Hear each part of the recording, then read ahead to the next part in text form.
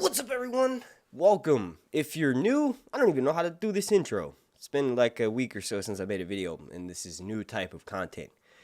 This series of videos, I guess, this is going to be an introductory. I don't know if most of my subscribers have read the Kingkiller Chronicle or not, but I devoured those books over the past couple of weeks, and I want to start making content on them. There's no TV show, there's no movies to go along with this, so in my opinion, you know, it's awesome and all the more reason to make videos about it. Before I jump into the contents of this video, please do me a massive favor and slap a like on this video. The like goal is going to be 420. Also, make sure you're subscribed and turn those notifications all the way on. Thank you for watching.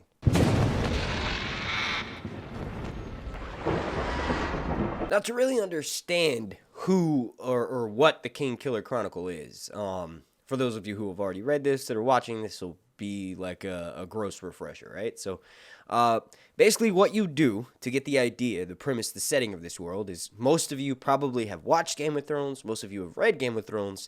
This is like, if you take the realness about the magic of Game of Thrones and apply that to an entirely different universe with similar character archetypes, right? Obviously, most fantasy is inspired by Lord of the Rings, right? So you can relate or connect most fantasy back to that massive book series when it came out. It shaped and defined the fantasy that's still being written to today.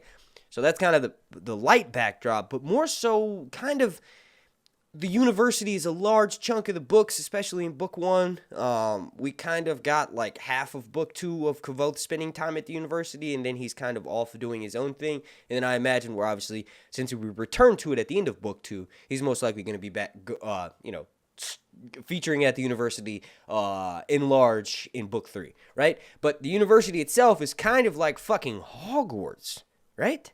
It's literally, it's actually way cooler than Hogwarts because for the most part, it's more realistic, right? So, this is tough. I should have just went to breaking down who the characters are, so it would have been easier. But to kind of understand, it's like every single great fantasy, the subgenre of high fantasy, in fantasy rather, most of the worlds, not just Kingkiller Chronicle, but Game of Thrones, also Lord of the Rings, are like featured at a time after a greater time period, right? So the main timeline, you always hear stories from the past about how these great deeds were done, these age of heroes existed, and you're sort of like reeling in the aftermaths of the impact of that time period on those worlds. So same with Lord of the Rings, right? They're always talking about, a line of kings, and Aragorn is the last line of kings. They're talking about a greater time period, and in the new Lord of the Rings show, we're going to see like the Second Age, which will be like one of those greater time periods.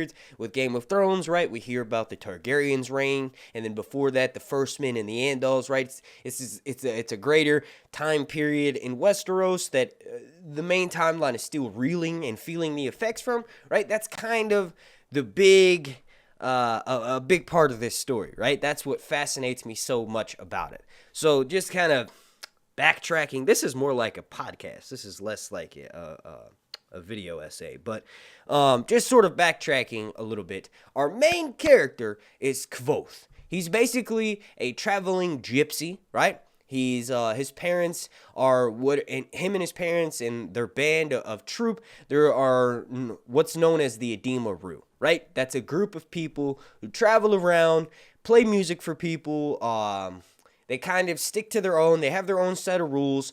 They, for the most part, never stay in one place for too long, right? They're always on the go. That's how Kvothe grows up, right? So basically the story starts out where he's traveling with his parents and they end up picking up someone who's known as a tinker, right? So when you first hear about them, you're like, oh, so they're basically like sort of like a magician, right? As a matter of fact, when Kvothe first sees Abernathy, he actually calls the name of the wind and basically gets the better of two individuals who, had he not known the name of the wind or any sort of magic, or he wasn't an arcanist, he wasn't a tinkerer, they would have, beat the shit out of him and forced him out of town, which is what they wanted to do. But Kvothe watched him call the name of the wind and sort of do this badass magic trick, and then Abernathy eventually joins the Edema-Ru troop with Kvothe and Arleden and Lorien, which are Jesus, which are Kvothe's parents, and they travel around for a bit. And the story takes place like Kvothe starts studying with Abernathy, starts learning about basic magic called Sympathy, which is you can take two things that are alike, link them, and one of the first, just as a basic example of this, if you have two items that are similar, the link in between them is greater. So basically, you can link one rock and another rock, and then you lift one rock and the other rock lifts up by itself, right? So those two things are linked. It's a similar link, so the one rock that you're picking up is slightly heavier to accumulate the weight of the other rock, but ultimately that form of sympathy, at least to what's told to Kvothe at the time by Abernathy, is used kind of like just on a day-to-day type of thing, like if you need to lift a heavy object or something like that, right? So that's the first introduction of magic that we see in this book, and it actually makes a lot of sense, whereas with Harry Potter, you're kind of like, if you're from a good bloodline, you can have more magical power, and pretty much anyone who's a wizard gets a fucking wand and they can just learn words and cast spells. This version of magic is way more broken down. It's way more like anime, and like it just makes more sense, more believable, right? So they have Sympathy, which is basically linking one thing to another, and you can do crazy shit with it. Like, I'm all over the place, but basically, once Kvothe gets to the university, skipping ahead a little bit, he ends up joining this like dueling class where he basically uses his sympathy magic to duel other students in the class, and they'll do things like they'll sit on an opposite side of the table, they'll each have a candle, they'll light the candle, and then the way they duel, right, is by using their mind and their mental prowess to put the other person's candle out. So I know that's a gross way of explaining it, but it actually kind of, the way that the book explains it, like I said, makes a lot more sense. As a matter of fact, if you all watching this want me to do a video breaking down how sympathy and other types of magic work, well, then I'll obviously do that.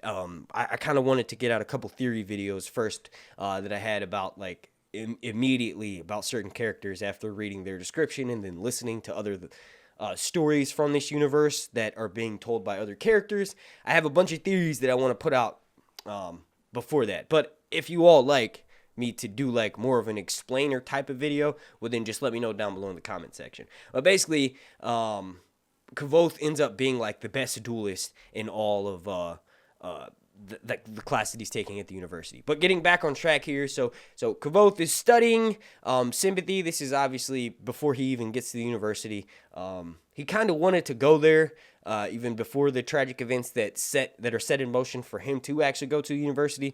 But he learns a good bit of stuff from Abernathy, right? And then, they're traveling around. His parents are playing music, and then his dad decides, hey, I want to write a new song. I've got to write a really good song, right? And the details of that song are with Lunnari, and I don't really want to touch too much on that because that's delving into too much of the backstory for anyone's just kind of casually watching this story. But basically, just like in Harry Potter, if you say Voldemort,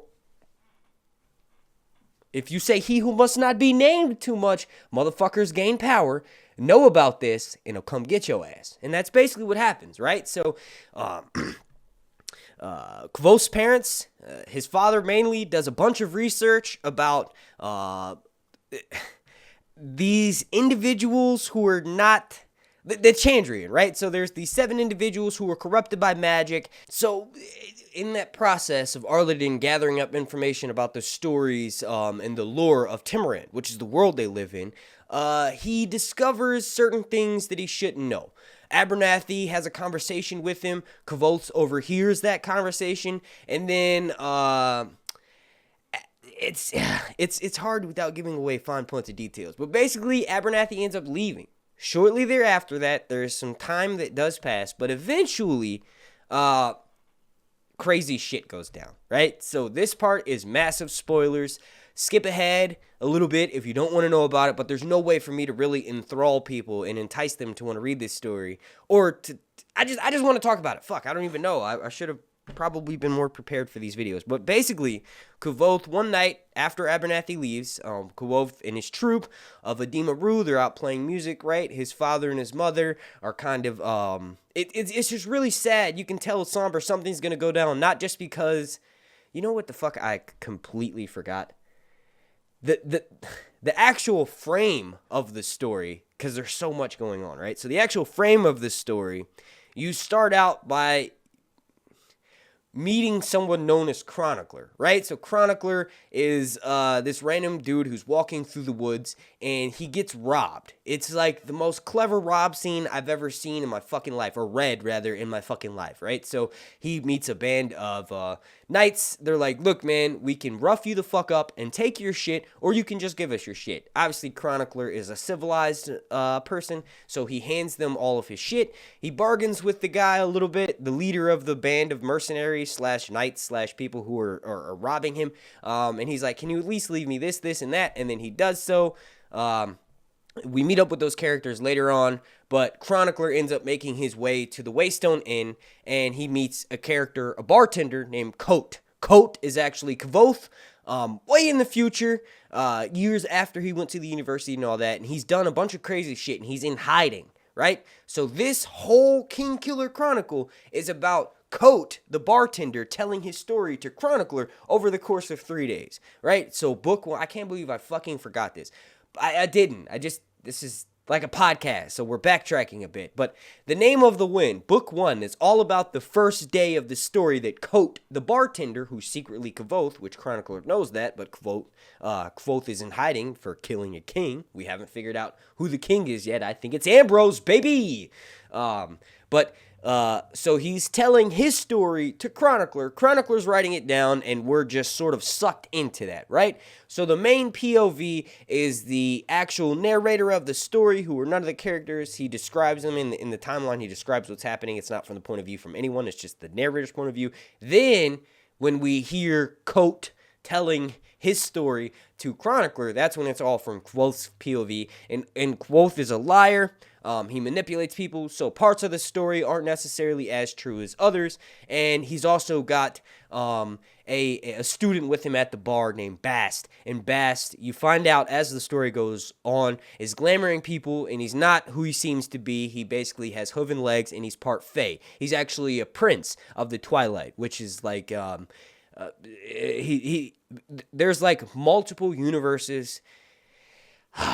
This is crazy, right? So there's multiple realms in this story, and the Fae, or fairies, are a type of creature from one of those realms, and the Mal, or the May, or the Chandrian are another type of creature from another type of realm, at least what we think. We haven't been told the true origin story of this world yet, so we're kind of guessing from clues that are left in books. But getting way back on track here, right? So the main thing to remember is that Kvothe is a bartender formerly known as Kvothe, who's telling his story to Chronicler, who wants to hear about this story for the main part because Kvothe is this legendary figure. He's basically Batman, a rock star, and Harry Potter, right? All mixed into one, and Gandalf. Basically Casanova's memoirs, right? So he's mentioned this in 2 different interviews that he's given over the years at fan conventions, but I've never read that. But what he mentions is that basically Casanova was this dude who was exiled from France for being Casanova. Basically lived to be about 70, and he wrote these books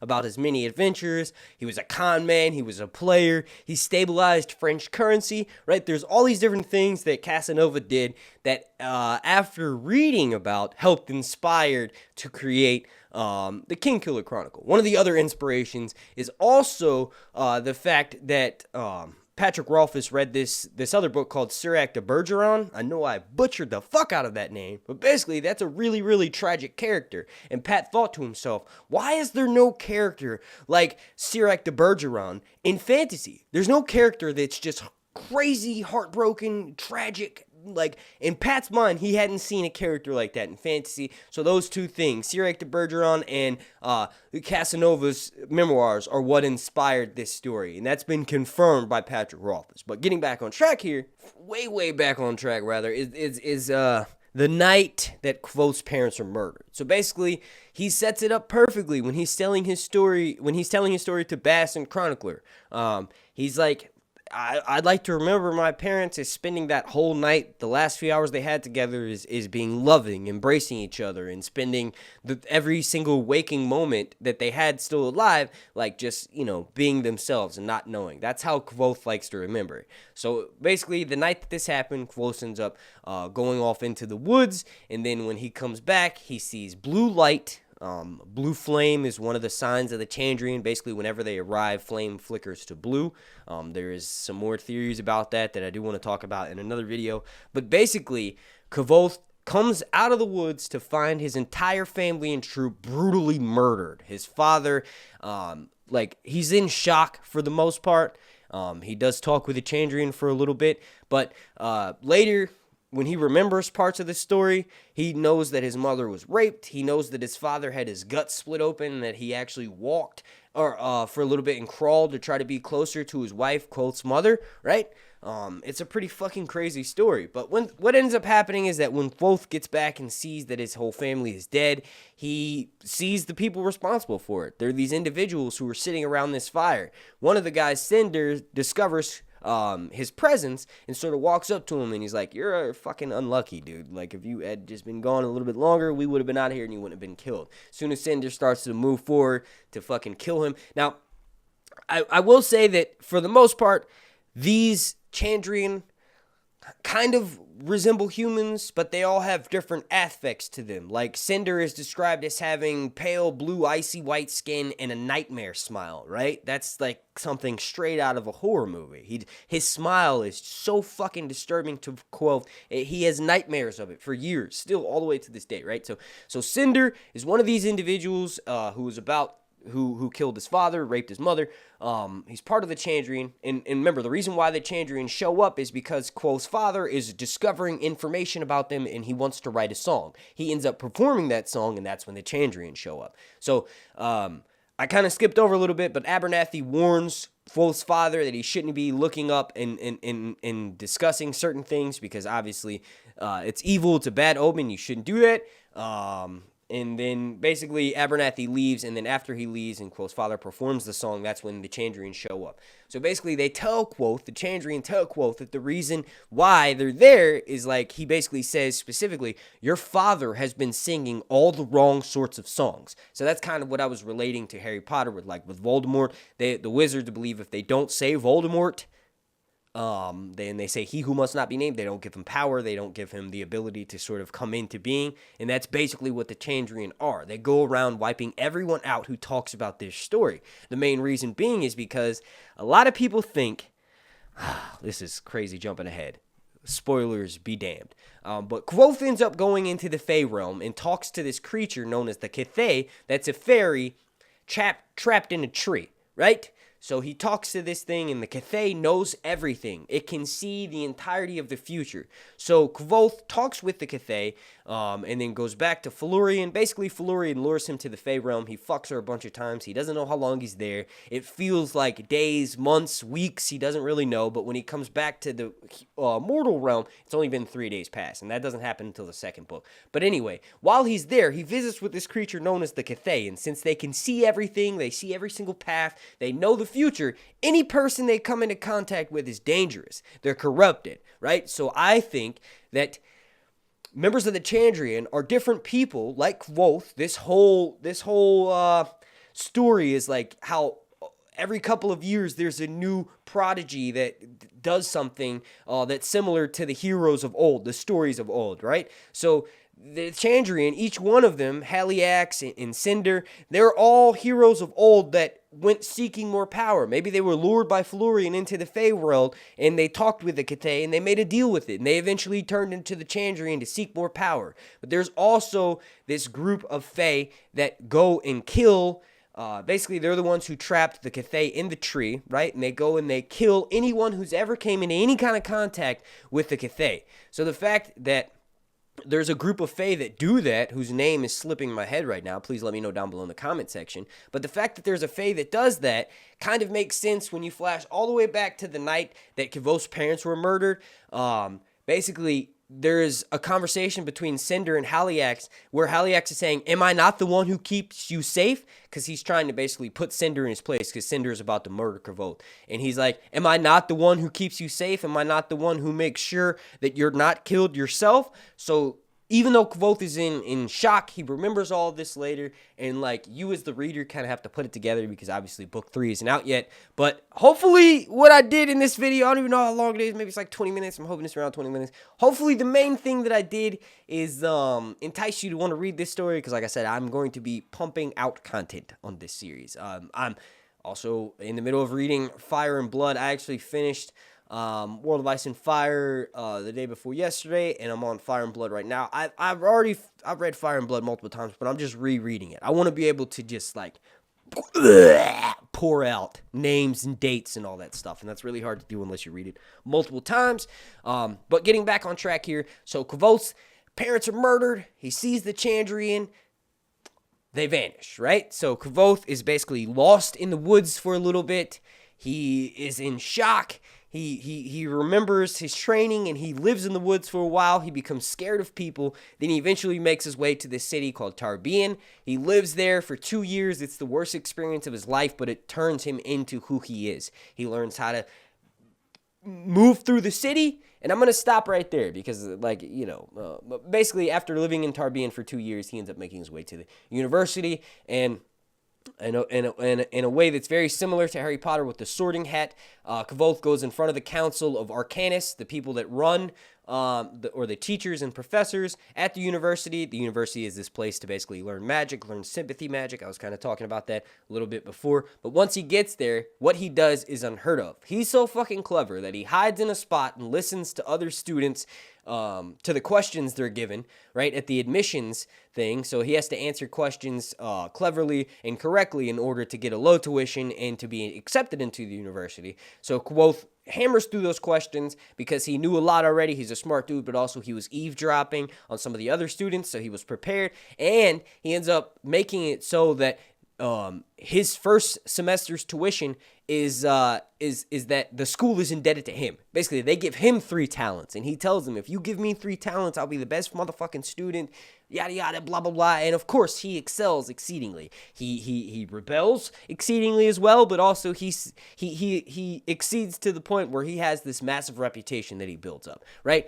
I've already read all of these books, so if you guys want me to make videos on these and you enjoy the Kingkiller Chronicle, let me know down below in the comment section. I want to thank you all so much for watching. Please subscribe and slap a like on this video. Like goal is going to be 420.